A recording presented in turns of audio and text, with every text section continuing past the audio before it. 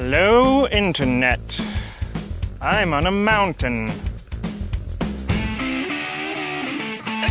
Everyone looks ridiculous in a helmet. Hey, I stepped on my helmet. It's a good day in Rexburg, Idaho. Lovely weather. So my roommate convinced me to do the Lazy Man Ironman. Take the whole month of June to finish an Ironman. 2.5 miles swimming, 26 miles running, and roughly 120 miles biking. The month of June, I will be doing lots of biking and running and swimming. So I decided to kick it off with a ride out to Manan Buttes, our mountain. Our mountain is a volcano. Behind the camera is a big giant crater. And it's like, bleh, giant hole of what used to be lava. It's been a good morning so far. I carried my bike up to the top of the mountain today. Very rocky, very steep. It's really windy up here. I don't know if you can hear the wind, but it's always windy. And I really hope that the audio is working well. I've got my little microphone here in the backpack strap. Haven't done a blog in a while. I broke my tripod last week, that's why. It snapped its leg clean off. Made a recent upgrade in technology. Bought a GoPro Hero 3 Plus. Black edition. Fancy. So now I can control it from my tablet.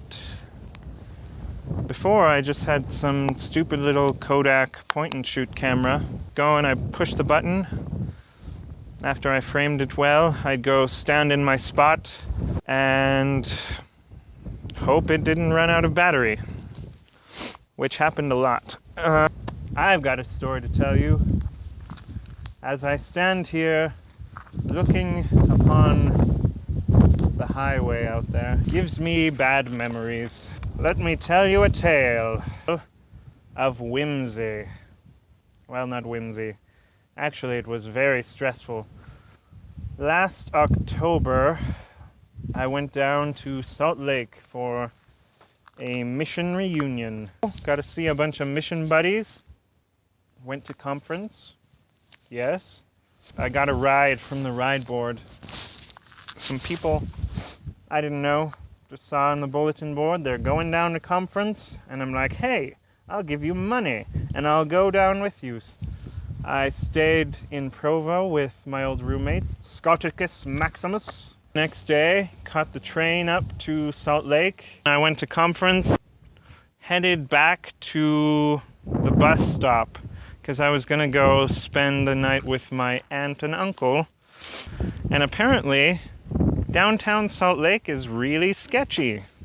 I walked past this food bank or something, some place where all the homeless people hang out. So I had my Sunday clothes on, and everybody, just like all the homeless people, they're like, could you spare some change, sir? Alms for the poor! Anyway, and I'm like, okay, why not? So if someone asks me, I'm like, here's $1. There's $1 for you. There's $1 for you. But then I realized I had no money for the bus because I'd just given away all my cash. Dang it. So instead I call him. I'm like, hey, I have no idea how to get to your house. I'm at the Greyhound station. Can you come pick me up? And he's like, okay. Gotta love family. On the way back, I've learned recently that I am slightly lactose intolerant. Ever since my mission, I can't eat dairy very well. I still do it, but there are consequences. So I don't remember what I ate for breakfast. It must have been like breakfast burritos or something with lots of cheese. For one reason or another, my bowels were irritable. It's a 5-hour trip. About an hour in, I'm like, oh no.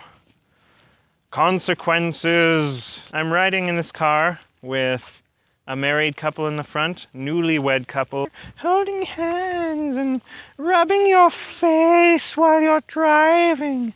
It was weird. But I was sitting in the back with this girl. She's pretty cute, sitting over here. And we're having a conversation. And then I feel my bowels are rumbling. And that's about the time when you don't want to talk. When all of your concentration has to go towards preventing what I like to call poopsplosion. Poopsplosion! And it gets progressively worse throughout the trip. We've got about 3 hours, and it starts. And it goes on this way for the whole trip.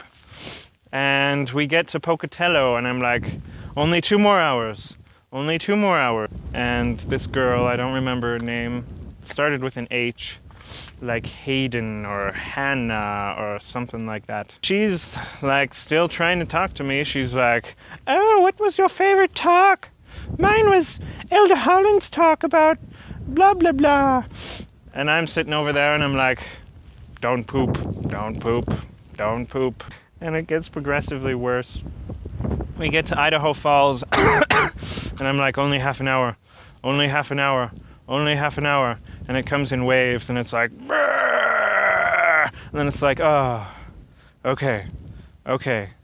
And then like, take off my seatbelt to relieve the pressure, and then it comes back, and I'm like, oh, okay, don't think about poop. Look out the window. Look out the window. Look at the sky. Stars. Poop. So I get to my apartment. I grab all my stuff. I run up the stairs. And then I just throw it all on the ground as I book it for the bathroom. So then, poopsplosion. Relief that I cannot describe. Yet a feeling that damage has been done on my internal organs. To this day, I get a mild form of PTSD when driving on that road. I just remember physiologically what it was like, and it causes unnecessary stress. Funny. I believe that every crappy situation is just a funny story you can tell in the future. No pun intended.